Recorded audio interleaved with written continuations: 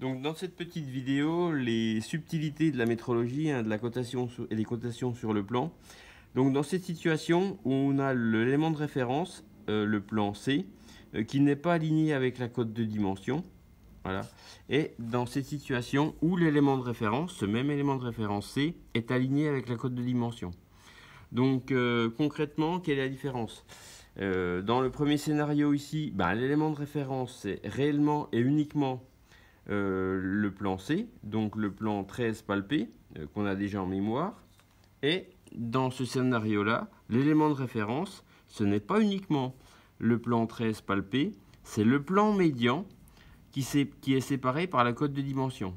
Donc, le plan médian de 13 d'un côté et du plan 12 de l'autre, que l'on n'a pas encore palpé.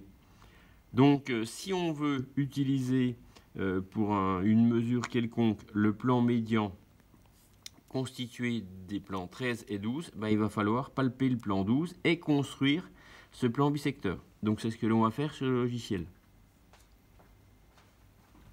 Donc là, on va créer un nouveau groupe géométrique qu'on va appeler élément construit.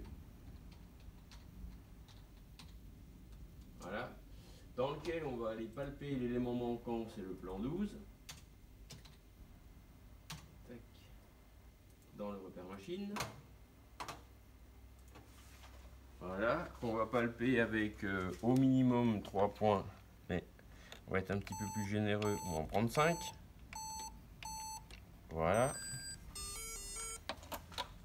Et puis maintenant, on va aller donc bien sûr dans le même type d'élément, plan, construire un plan qui sera un plan bisecteur.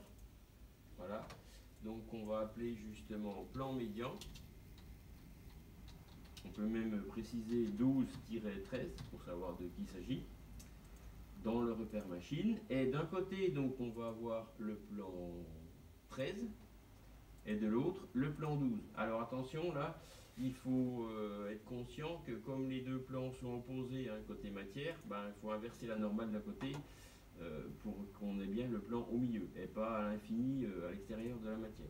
Et voilà, donc là, hop, le plan construit médian qui est ici.